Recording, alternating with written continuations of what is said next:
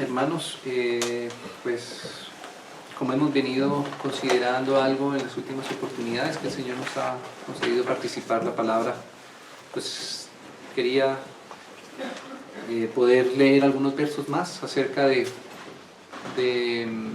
esto mismo. Hemos venido hablando acerca del galardón, ¿cierto? Y específicamente de algo que menciona la palabra respecto a las coronas en ese galardón. Cuando el Señor Jesús venga, en su segunda venida, Él va a recompensarnos, ¿sí? Él puede hallar en nosotros, digámoslo así, esa disposición nuestra, ¿cierto?, hacia Él mismo. Y parte, digámoslo así, de esas recompensa, parte de esa evidencia, digámoslo así, de lo que el Señor pudo lograr en nosotros en este tiempo, pues va a ser evidenciado de una manera física, expresada en coronas. Literalmente la Biblia habla acerca de esas coronas. Ya hemos visto cómo por la palabra nos menciona varias coronas que el Señor explícitamente en el Nuevo Testamento nos menciona. Hemos encontrado, digamos así, 7 coronas diferentes de las que hablan en el Nuevo Testamento. Y pues quisiera entonces, con la ayuda del Señor, considerar alguna porción más de la Escritura que nos habla de otra corona, ¿sí? Ya hemos considerado una, si quisiera, hermanos, con la ayuda del Señor, que pudiéramos considerar una corona más en esta oportunidad. Hermanos, me parece muy significativo, y no sé cómo los hermanos puedan considerar este pensamiento, que un rey, que por supuesto es aquel quien ha obtenido la corona, quien pertenece realmente a esa corona. Ustedes saben que el símbolo del rey es la corona, ¿cierto? Y pienso que no hay, digámoslo así, algo que represente más, digámoslo así, esa honra del rey, esa autoridad del rey, sino su corona, ¿cierto? La corona del rey es algo que solamente le pertenece a él. Si fuéramos en lo humano, el rey no cedería o no cede su corona a nadie. Pero que un rey, ¿cierto?, quiera también participar de su corona, ¿cierto?, específicamente con sus hijos, nos muestra que ese rey tiene un carácter muy especial, muy diferente a lo que nosotros percibimos normalmente como lo que sería un rey, ¿cierto? Que el Señor quiera compartirnos de su corona, hermanos, que Él mismo quiera también poner corona en nuestras cabezas y que reinemos junto con Él. Es algo muy profundo, es algo muy precioso, es algo que nos enseña de Él mismo, ¿cierto? Que Él sea capaz de entregar, ¿cierto?, parte, digámoslo así, en ese reino y dar esa corona que solo le pertenece a Él porque Él fue quien la obtuvo, y que Él quiera compartirla con sus hijos. Es algo muy precioso, muy significativo, hermanos. Nos muestra que Él quiere compartirnos realmente todo lo que Él tiene, todo lo que, no solamente lo que Él tiene, sino realmente lo que Él es, porque el rey, esa corona que Él tiene, es por causa de lo que Él es. Él es el rey, por eso tiene corona. Pero que Él la pueda compartir con nosotros. Fíjate el nivel de confianza que debería tener ese rey para poder poner también coronas en sus hijos y que sus hijos puedan co-heredar ese reino con Él. Es porque hay un nivel, digámoslo así, de identidad, de identificación, ¿cierto? Es algo muy precioso que el Señor solamente podría compartir con aquellos que le sean semejante a Él en corazón, ¿sí? Es como algo que se tiene y que solamente tú lo puedes dar en caso de una confianza muy grande, ¿cierto? En caso de una identificación en corazón, en lo interior. De lo contrario, el rey no cedería su corona. Él solamente puede ceder su corona en aquellos en quien Él ha podido realmente formarse a profundidad y saben que le representarían en carácter a Él. O sea, tendrían su misma disposición en corazón, ¿sí? Por eso lo que es el reino, hermanos, el reino, para ser hallados fieles al reino, a veces podríamos pensar que es solamente algo que es un ejercicio externo, que es algo que nos podríamos ganar por alguna actividad aquí en la tierra. Pero es algo más profundo que actividad.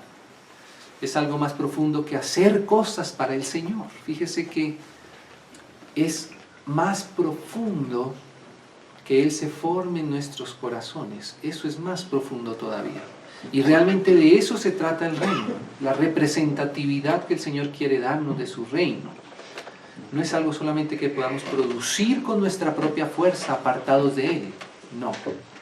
Más bien lo que se pueda producir es por consecuencia de que su vida ha sido formada en nosotros. Lo que el Señor ha querido siempre transmitirnos desde el principio del Edén ha sido su misma vida. Usted lo puede ver ahí en el jardín del Edén, como el árbol de la vida de Dios estaba ahí. ¿Sí?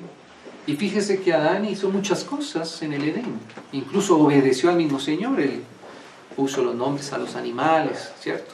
El Señor le dijo que labrara el huerto, seguramente lo labró bien.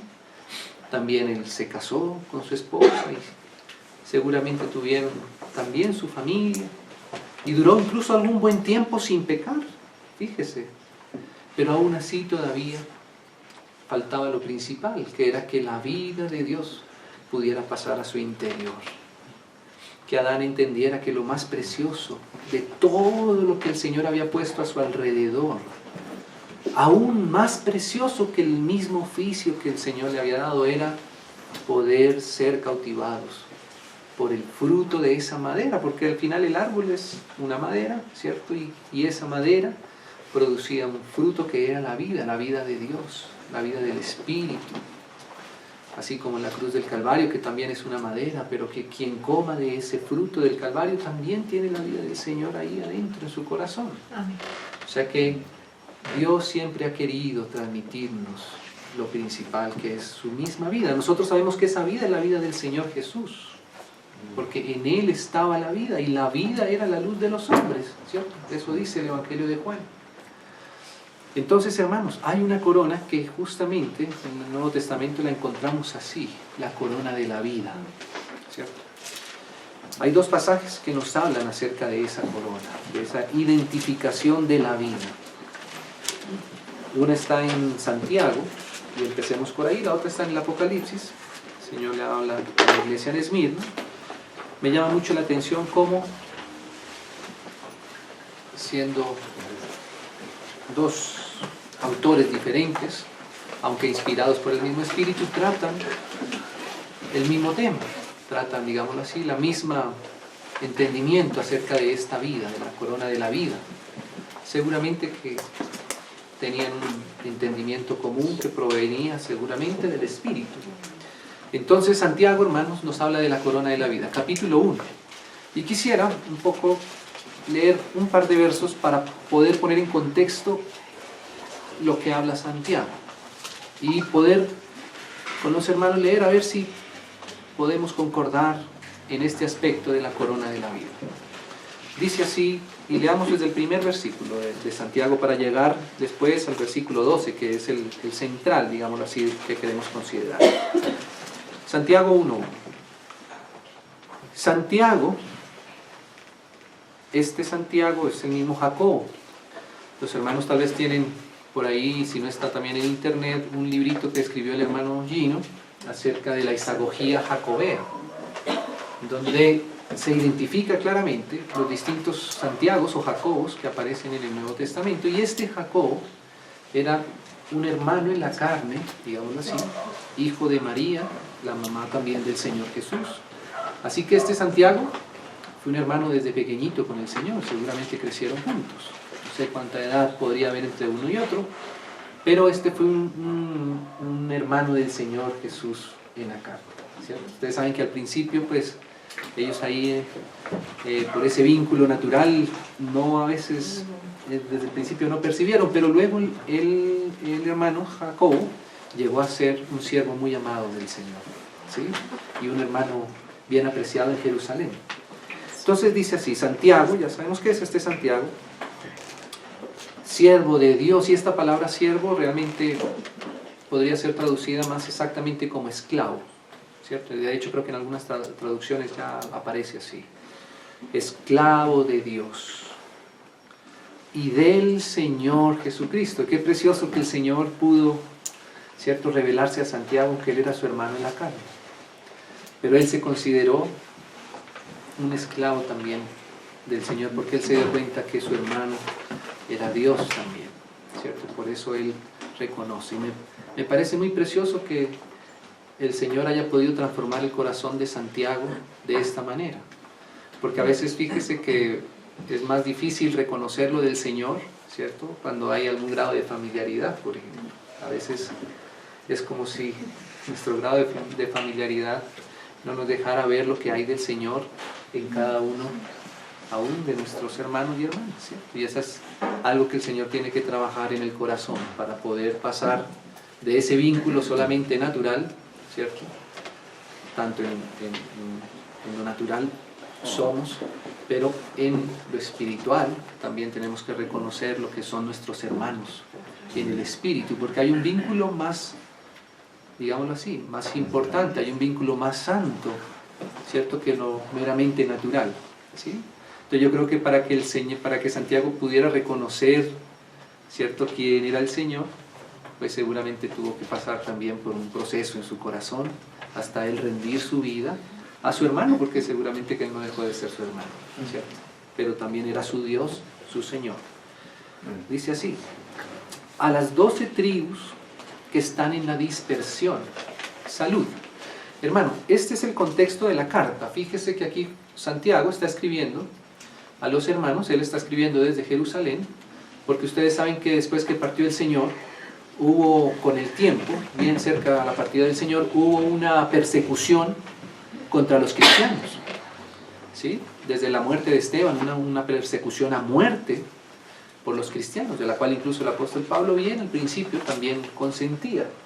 Y por causa de esa persecución, muchos de los hermanos, ¿cierto?, tuvieron que salir a otras ciudades y llegar bien lejos, establecerse huyendo de esa tremenda persecución. Y por eso aquí habla de esa dispersión, ¿sí? Claro que esa dispersión, hermanos, también viendo esta palabra más en el original, en el griego, también era una palabra que usaban los sembradores cuando esparcían el trigo en el sembrado para sembrar su cosecha. O sea que era una dispersión en el sentido también de digámoslo así, de multiplicación, porque para eso lo usaban esa palabra también en el campo. O sea que fíjese una cosa tan curiosa, que aunque en lo físico realmente los hermanos estaban siendo esparcidos y perseguidos y por eso tenían que ir de ciudad en ciudad, como el Señor Jesús lo había recomendado, ¿cierto? ¿Se acuerdan, mis hermanos, como el Señor les había dicho que los iban a perseguir a muerte?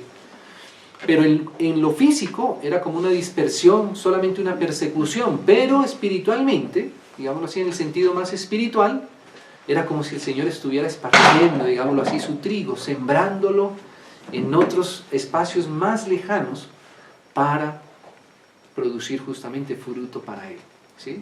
Y existe, hermanos, en la Biblia ese, digámoslo así, ese principio de reproducción, digámoslo así, de la vida, de la iglesia incluso, a través a veces de cosas difíciles, como en esta oportunidad de pruebas que el Señor usa para desplazar, entre comillas, a alguno, pero al mismo tiempo para ensanchar, digámoslo así, el reino. Esa dispersión sirvió para que muchos más conocieran acerca del Señor, para que otras iglesias fueran fundadas y fueran edificadas también para el Señor.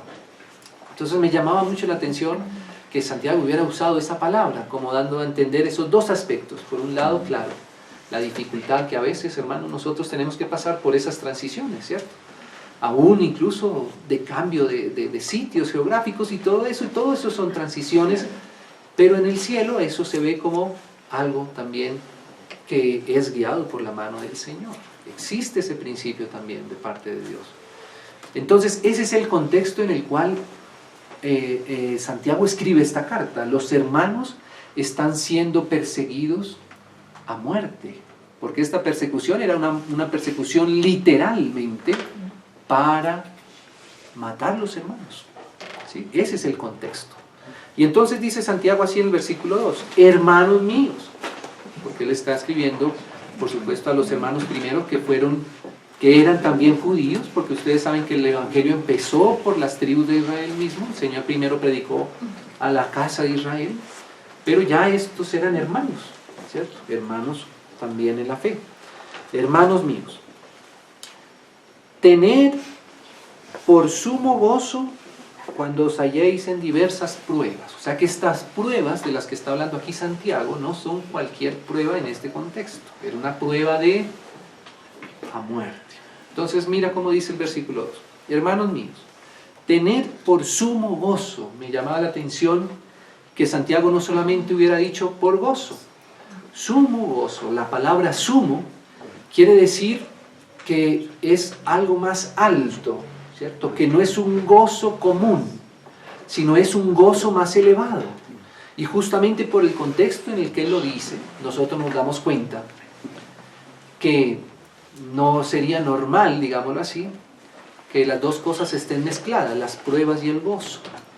Porque ustedes saben, hermanos, que nosotros, en nuestra alma, ahí están nuestros sentimientos, nuestros sentimientos, digámoslo así, humanos. En el alma humana, nosotros ahí tenemos, en el alma, están nuestros pensamientos, nuestra voluntad y también nuestros sentimientos. Y el gozo, digámoslo así, uno podría inicialmente pensar que es un acto de alegría que sentimos con nuestra alma. Por supuesto, hace parte, ¿cierto? Pero fíjate que hay un gozo del cual habla la palabra, que es un fruto del Espíritu también. O sea que es algo que no solamente está en nuestra alma, digámoslo así, o que nuestra alma sola no puede inspirar, sino que aquí está hablando acerca de un gozo que es más elevado. Por eso habla del sumo gozo. Porque en nuestra alma a veces nosotros nos entristecemos, a veces nosotros nos alegramos, ¿sí? Pero hay también, digámoslo así, una transferencia de parte del Espíritu que va ajustando nuestras almas para que nuestros sentimientos sean ajustados también al Espíritu mismo. Por eso un fruto del Espíritu, ahí se menciona en Gálatas, que el fruto del Espíritu es gozo. O sea que cuando Santiago habla aquí de un gozo sumo o un gozo supremo, es aquel gozo no que sentimos solamente en nuestra alma, porque a veces nosotros nos podemos alegrar por cosas solamente naturales, digámoslo así, externos. Hay cosas que nos producen alegría sin que necesariamente sea una alegría que produzca el Espíritu. Y al revés también, a veces hay cosas que nos entristecen sin que necesariamente sea el Espíritu quien produzca esas tristezas. Por eso cuando hablamos del sumo gozo, hablamos del gozo que no proviene solo de nuestra alma en un ambiente natural, sino un gozo que tiene que ser percibido y transmitido por el Espíritu del Señor a nuestro ser, ¿sí? Fíjese que el Señor Jesús, cuando estaba aquí en la tierra como hombre, como Él se hizo 100% hombre, entonces también Él tenía un alma que también era como humana, digámoslo, ¿cierto? Sin dejar de ser Dios, como lo hemos repetido, pero Él se hizo hombre. Y fíjese que el Señor a veces estaba de mucho gozo. Hay cuadros en la Escritura que nos hacen ver que el Señor estaba muy gozoso. Y a veces la Escritura también nos hace ver que el Señor estaba, digámoslo así, en tristezas profundas. Y esas tristezas y ese gozo del Señor era realmente algo santo, era algo del Señor, ¿sí? Entonces aquí este sumo gozo nos muestra que realmente necesitamos percibir el gozo del Señor. Y dice aquí, cuando os halléis en diversas pruebas. O sea que el gozo que realmente nos puede provenir cuando estemos en pruebas es el gozo del Espíritu, el gozo del Señor es el que nosotros debemos, digámoslo así, experimentar. Porque nuestro gozo, por supuesto que una prueba, como su nombre lo indica, ¿cierto? Obviamente tiene que ver con el tratamiento específicamente de nuestra alma.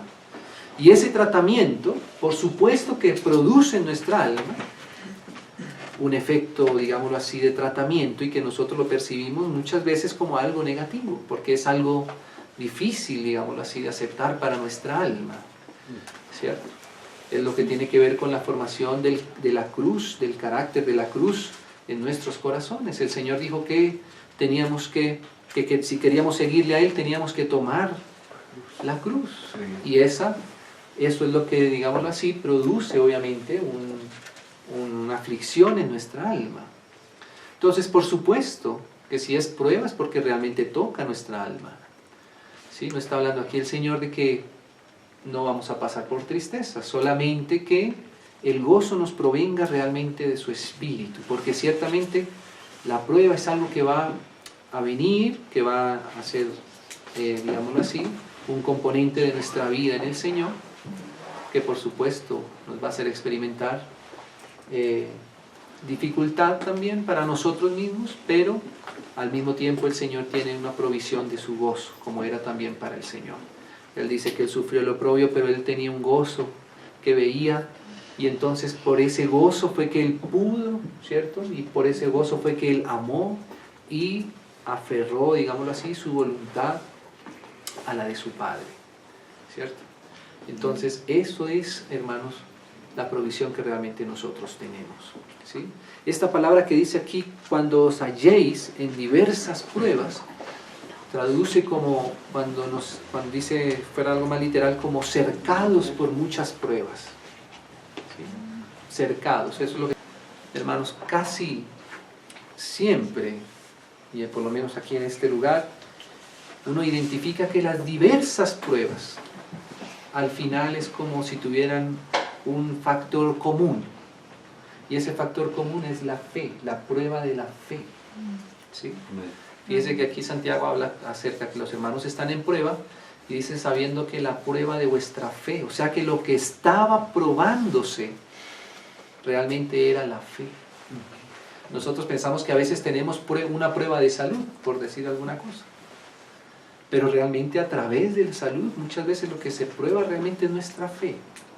A veces podemos tener pruebas económicas, pero detrás de la prueba económica realmente el Señor está viendo nuestra fe. ¿Cierto, hermano?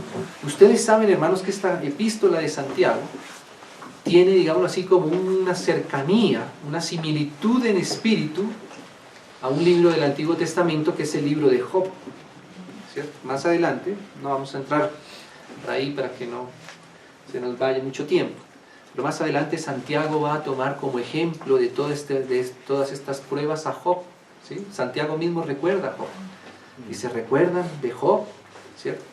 De la paciencia, dice así el sabio Job, porque aquí va a decir para qué son esas pruebas.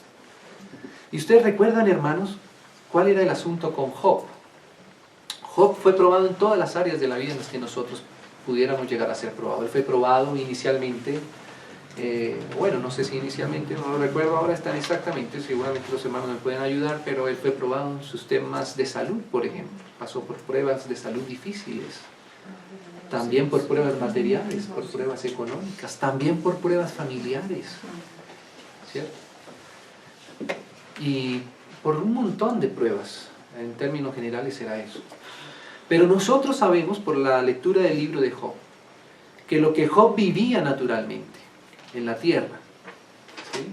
Que parecían ser pruebas y dardos, situaciones, pruebas diversas, cercado Job por todos los frentes de batalla. Realmente era un asunto que había a nivel espiritual, en el cual el diablo quería demostrarle al Señor que Job solamente estaba del lado de Dios, digamos así, que Job solamente tenía una comunión con Dios por causa de las cosas externas que Dios proveía para Job. Ese era el asunto. El diablo le decía, es que Job lo ama porque pues usted le tiene una linda familia, por decir alguna cosa, o porque es que usted le ha dado mucha salud o le ha acercado con toda bendición. Pero el diablo le decía, pero a ustedes, estoy parafraseando, ¿no? Pero realmente los seres humanos lo aman a usted por las cosas que usted les puede dar. Pero quíteles eso y verá que ellos van a apartarse, ¿sí? Y ese es el asunto. Entonces el Señor demuestra a través de las pruebas por las que pasa Job, ¿sí? Que realmente Job amaba a Dios por lo que él era. Dios seguía amando a Dios. Job seguía amando a Dios aunque él ya no tuviera salud. Job seguía amando a Dios aunque su familia mismo, ¿cierto?, le era una prueba a Job, su misma esposa inclusive. Y Job seguía amando a Dios a través de todas esas diversas pruebas. Entonces la prueba era la fe de Job, en quien Job ponía su confianza, o si realmente Job tenía solamente una relación superficial con Dios, ¿sí? Entonces la prueba de nuestra fe, mucho más preciosa que el oro, ¿cierto? Como dice Hebreos, debe ser probada. Y hermanos, yo no creo que Dios desconociera el corazón de Job, ¿cierto? No creo eso. Pero recuerden que estamos en medio de una guerra, y la lucha es esa. La lucha es muchas veces frente al maligno, que quiere hacer ver que a Dios no se le puede amar de una manera genuina y real por quién es Él. Por eso lo más profundo que Dios quiere revelar al hombre es quién es Él, y que lo amemos por quién es Él, ¿no? Esa es la prueba de fondo. Entonces, hermanos, ahí dice aquí, ¿no? Dice, sabiendo que la prueba de vuestra fe, eso, hermanos, es el asunto, la fe, nuestra confianza en el Señor, seguirle creyendo, a pesar de que nuestra circunstancia sea de prueba, le seguimos creyendo, le seguimos amando, que esto tiene que ver con el amor. Dice así, produce, eso nos habla acerca del fruto, o sea que la prueba es para que produzcamos, ¿sí? Produzcamos, producir es lo que el Señor quiere, ¿cierto? Que produzcamos. Fíjese, hermanos, que a veces uno tiene, nuestro paradigma humano a veces nos pone en un terreno distinto al que realmente la Escritura habla. Nosotros a veces pensamos que producir para el Señor, por ejemplo, es hacer alguna cosa exterior, ¿sí? Hacer algún edificio grande, por ejemplo, ¿cierto? Ponerle un letrero bien grande allá. Esto es para Dios, ¿sí? Por supuesto que eso se puede dar, pero realmente el Señor no está interesado en que nosotros produzcamos cosas externas, ni siquiera para Él, sino que realmente Él pueda producir lo que Él quiere producir en nosotros. Y mire lo que dice, por ejemplo, aquí, ¿no? Para que la fe produzca, ¿qué? Paciencia. Ah, Señor, paciencia. El Señor no está tan satisfecho si nosotros decimos que producimos para Él un montón de cosas, ¿cierto? Que a veces podemos producir, y producir cosas que incluso podemos disfrazar con cosas religiosas, ¿sí? Pero si Él no puede producir el fruto de su Espíritu en nosotros, todo lo demás, ¿cierto? Para el Señor no cuenta muchas veces. Nosotros a veces queremos hacer cosas solemnes, pero esa solemnidad la vemos nosotros desde el punto de vista humano. Por ejemplo, ¿recuerdan lo que leíamos en la última oportunidad que le pasó a la iglesia en Sardis, por ejemplo? Él decía que ella tenía un nombre de que vivía, pero el Señor veía todo lo que había detrás de ese nombre tan grande y tan bonito, porque no creo que haya sido un nombre feo, pero el Señor veía eso sin vida de Él. Porque, hermanos, la vida del Señor, lo que el Señor quiere producir, se llama fruto. Y cuando uno ve que es el fruto, recurrimos otra vez a Gálatas. ¿Qué dice la Biblia que es el fruto real del Espíritu?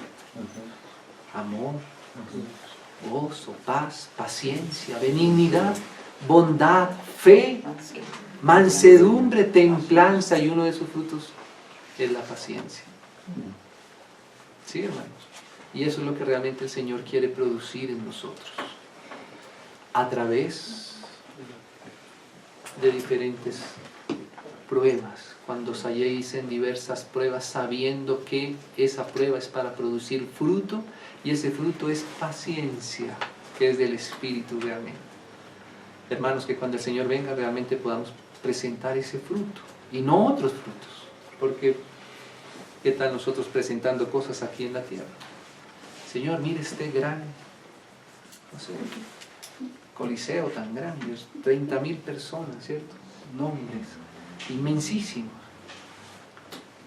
Pero la pregunta para el Señor sería, bueno, ¿y hay mansedumbre? Porque a veces esos frutos externos, entre comillas frutos, no producen mansedumbre en el corazón del ser humano, ni siquiera del que trabaja por eso. Por el contrario, a veces esos frutos producen endurecimiento del corazón. Envanecimiento, exactamente. Pero el Señor esperaba paciencia. Y por eso a veces la manera como el Señor forma el fruto en nosotros no es poniéndonos en un plano de esforzarnos valientemente por nosotros mismos y hacer demasiadas cosas, porque el Señor sabe que el método para producir el fruto debe ser el método adecuado, y este método es el que nos dice la Biblia. O sea que, hermanos, no piense que el Señor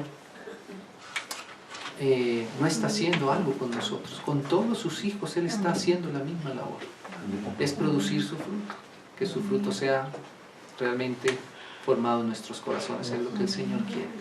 Y me llama la atención que Él hable aquí de la paciencia, porque uno puede ver toda la lista, digámoslo así, de ese fruto, ¿cierto? Todas esas características, y casi todos son muy apreciables para nosotros. Amor, qué alegría; gozo, qué alegría; paz, qué alegría. Pero cuando llega la paciencia, ¿cierto?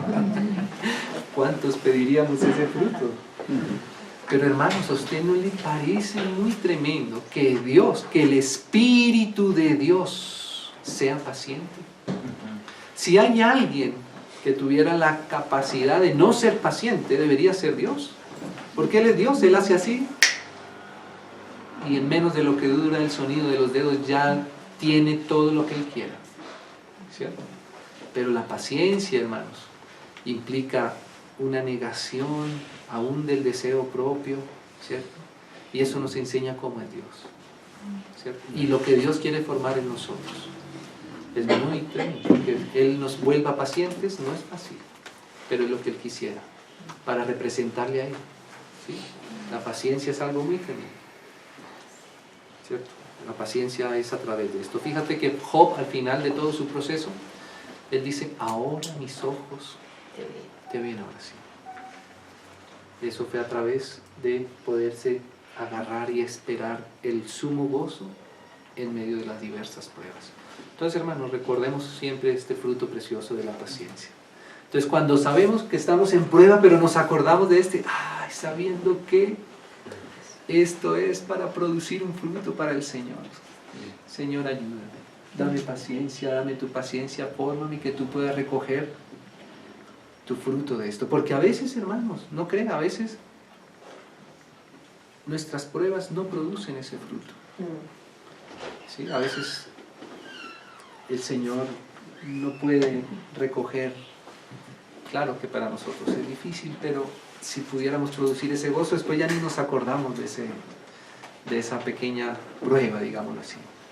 Pero que el Señor nos ayude a poder cosechar en medio de las pruebas. Amén. Entonces, hermanos, dice, produce paciencia. Entonces, digamos, hermanos, para dejar hasta ahí ese contexto de cómo Santiago está hablando. Entonces, vamos al 12, para ahora sí entender un poco esto que dice Santiago acá. Dice: bienaventurado.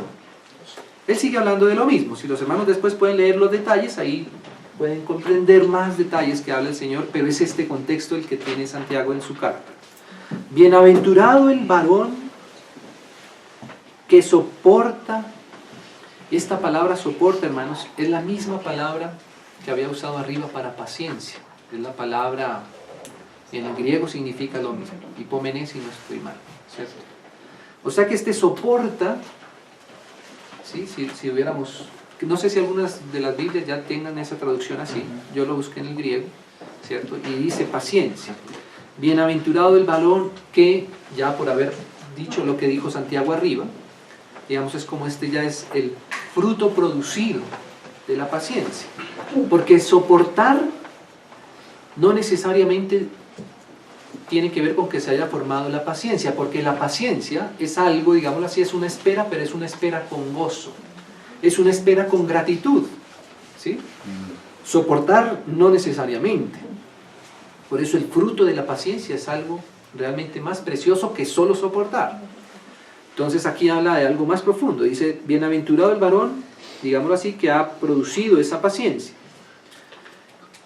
que ha soportado, como dice aquí, o que ha sido paciente en la tentación. Esta palabra también, tentación, es una palabra en el griego más amplia. Realmente es la palabra prueba. Es la misma palabra que había usado arriba, cuando os halléis en diversas pruebas. Entonces aquí dice: bienaventurado el varón que soporta o que es paciente en la prueba. Porque mire una cosa, hermanos. La tentación, solamente, tentación, digámoslo así, no es tan amplio como la prueba. Porque la tentación normalmente lo asemejamos como algo negativo, algo que nos prueba, digámoslo así, como en la parte más negativa. Normalmente pensamos en la tentación como la posibilidad de que llegáramos a pecar, ¿cierto? Como la prueba en el sentido de que algo nos haga pecar, ¿sí? Que realmente no es tan profundo como la prueba, porque hay algo, hermanos, que debemos entender aquí en este punto. Claro, estará siempre el pecado, fue lo que pasó en el jardín del Edén. Resulta que Adán, él, digámoslo así, porque el enemigo entró y lo engañó, por confiar solamente en su capacidad de raciocinio humano, ¿cierto? Entonces él, lo que le dice el diablo, fíjese, cuando usted lee el Génesis, el diablo no le está tentando a hacer algo, digámoslo así, grosero. No le dijo, el diablo no le dijo a Adán que pecara con algo grosero, no fue que le dijo, Adán, haga esta cosa mala, vamos aquí a robarnos este banco, no sé, alguna cosa grosera. No, fíjese que lo que le presenta el diablo no es algo negativo, no es algo grosero al menos. Lo que le presenta el diablo es algo que en parte pareciera positivo. Y esa era alcanzar también una posición como la de Dios. No, sabe Dios, no es que no es que va a pasar la muerte, sino que al contrario, vas a ser como Dios, como en lugar de Dios, independiente de Dios. ¿Sí? Así que la prueba no es solamente, hermanos, de que hagamos algo malo, de que hagamos algo pecaminoso, digámoslo así, algo grosero. Normalmente pensamos que esa es la mayor prueba que trae el diablo contra nosotros. Y por eso normalmente estamos en ese plan, ¿sí? Incluso advirtiéndonos, cuidado con pecar, cuidado con pecar. Y vemos como si ese fuera, digámoslo así, el secreto de la vida cristiana, el no pecar, ¿sí? Pero hay algo más profundo que quiere hacer el diablo, que no es solo hacernos pecar. Realmente la prueba más profunda es que nosotros podamos despreciar la vida de Dios. O sea, salir del carácter de la vida de Dios. Fíjese que a veces nosotros podríamos decir, ay hermano, pequé. Bueno, ¿y por qué pecamos? No, porque algo, no sé, no devolví las vueltas exactamente, me quedé con parte de las vueltas. Ah, eso es un pecado. Ciertamente es un pecado. Pero a veces nuestro carácter, por ejemplo, reacciona de una manera agresiva, por decir alguna cosa. O sea, no representamos el carácter del Señor, a veces en lo más simple. Y ahí fíjese que a veces eso no nos cuestiona tanto, ¿cierto? Es como si para nosotros la tentación solo tuviera que ver con el pecado. Pero la tentación, la prueba, digámoslo así, tiene que ver más con la representatividad que Dios espera que tengamos cada uno de nosotros como hijos del Señor, de su carácter y de su vida. Para el Señor, hermanos, incluso es muy triste cuando no le representamos en esa esfera de su carácter, ¿cierto? Cuando somos bruscos, cuando nos enojamos, cuando nos pasamos de la medida del carácter del Señor, ¿sí? Eso para el Señor también es una prueba. Fíjese cómo el diablo tentó al Señor Jesús en el desierto, ¿sí? Nuevamente, ahí no vemos ningún pecado grosero. Pero ¿qué buscaba el diablo en el Señor Jesús? ¿Qué fue que era una de las cosas que le decía el diablo al Señor Jesús allá en el desierto? Mira, lo llevó al lugar más alto. Todo esto yo te voy a dar, ¿cierto? O sea, buscaba como si el corazón del Señor se moviera de la simplicidad, de la confianza, de la fe en su Padre. Y anhelara cosas humanas y terrenales. Anhelara una autoridad, digámoslo así, aquí, humanamente hablando, ¿cierto? Y tentar al Señor de esa manera. O sea, que Él no representara el carácter de su Padre, ¿sí? De pronto eso es más difícil aún que hubiera tentado al Señor con cualquier otro pecado. Que hubiera podido tentar al Señor con un pecado incluso hasta sexual, ¿cierto? Pero el diablo iba por algo más adentro, más serio, que era que el Señor no representara el carácter de su Padre. Eso es de mayor madurez, de una implicancia mayor. Por supuesto que el Señor fue probado en todo, ¿cierto? Pero realmente la prueba es algo más profundo que solo el pecado, ¿cierto? Solo el pecado pecaminoso, claro. No representar el carácter del Señor, por supuesto que también va a ser un pecado. Pero tiene que ver más con la persona misma del Señor Jesús, de nuestro Dios, a quien Él quiere que seamos coherederos con Él. Entonces dice, esa es la prueba, ¿no? Dice, porque cuando hayan resistido, realmente la traducción podría también ser, porque al ser probado, ¿sí? Porque al ser probado, bienaventurado cuando haya sido probado, porque al ser probado, recibirá entonces la corona de vida. Entonces fíjese que aquí aparece esa corona de vida.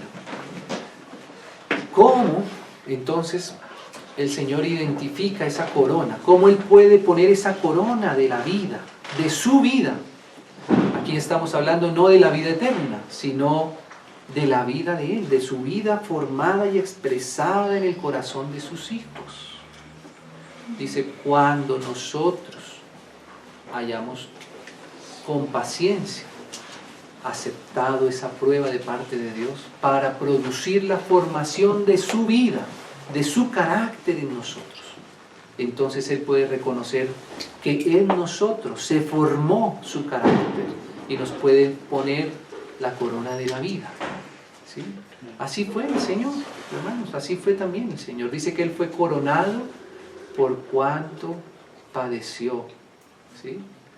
Pero dice también hasta la muerte.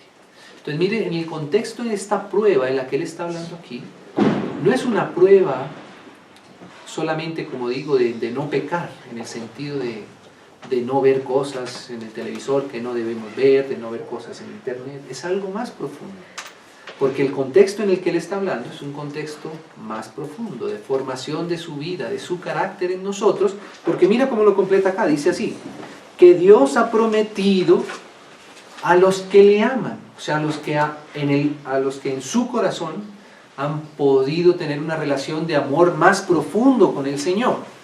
Y por amor es que se soporta la prueba. ¿Sí? Como dice 1 Corintios capítulo 13.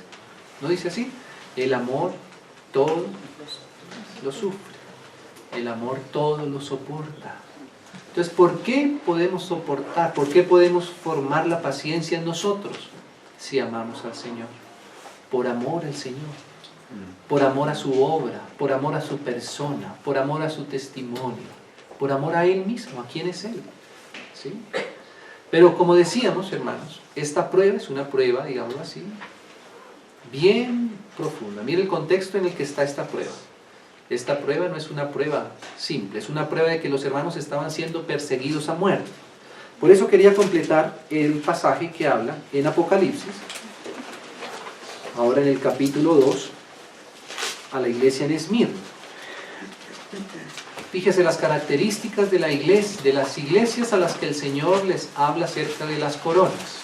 Una es Filadelfia, que ya habíamos visto esos pasajes ahí de Filadelfia. El Señor le reconocía esa poca fuerza, el no negar su nombre, el guardar su palabra, y por eso Él reconoce la corona ya en Filadelfia. Ahora Esmirna también le va a hablar de esta corona.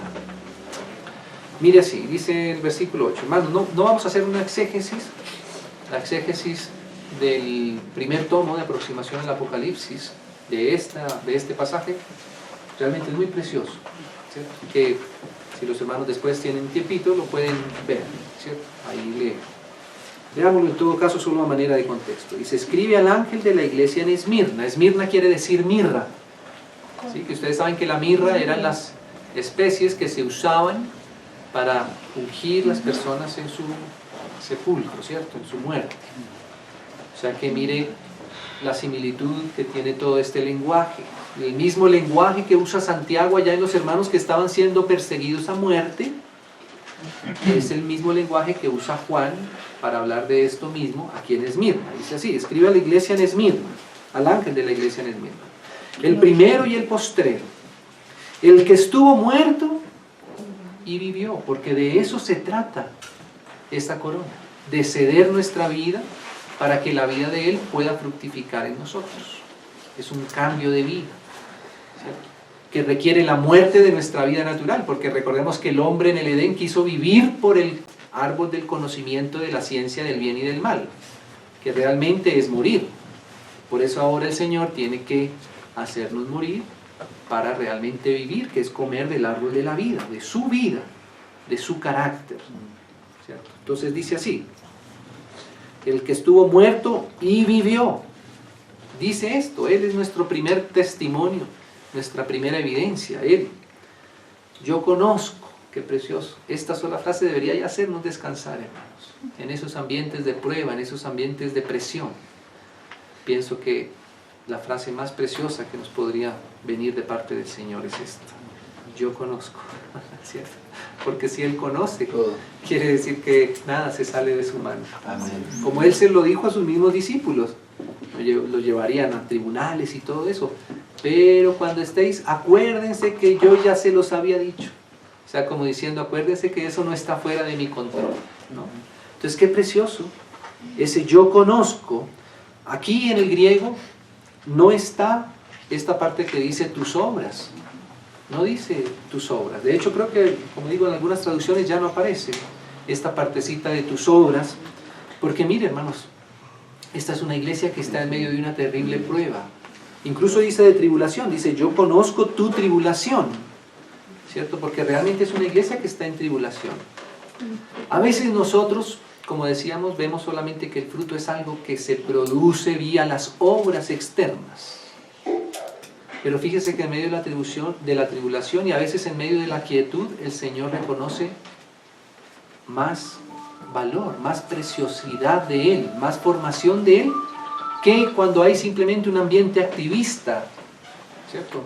El activismo no necesariamente es obras, porque sí es cierto que fuimos salvados para buenas obras, solo que Él tiene que decir ahí, las cuales Dios, no nosotros, Dios preparó de antemano, ¿cierto? Para que anduviéremos en ello. Lo que pasa es que a veces nosotros nos inventamos nuestras propias obras y las podemos confundir con las de Dios. Una cosa son las obras que provienen de Dios para que nosotros andemos. O sea, Dios primero es el que las pone y las hace evidentes por medio, claro, de sus hijos, ¿cierto? Pero lo decimos en este contexto porque fíjese que uno podría decir, Esmirna es una iglesia sin obras. Al contrario, está en tribulación, ¿sí? ¿Y será que en esas circunstancias el Señor va a reconocer algún fruto de Él? Pues vamos a leer lo que sí, ¿cierto? Entonces dice así, yo conozco tu tribulación y tu pobreza también, ¿cierto? Claro que dice, pero tú eres rico. Fíjese, hermanos, cómo el Señor nos enseña a mirar las cosas más profundamente de lo que se pueden ver con nuestros ojos netamente naturales. Con nuestros ojos netamente naturales, alguna cosa que hagamos parece que es buena, parece que incluso es para el Señor, parece que va a tener mucha riqueza, pero necesitamos que primero también el Señor nos dé discernimiento. Señor, realmente esto sí es de tu provecho, realmente esto sí es para tu gloria, es para tu honra. Porque ¿se acuerdan lo que pasa en la iglesia en la Odisea?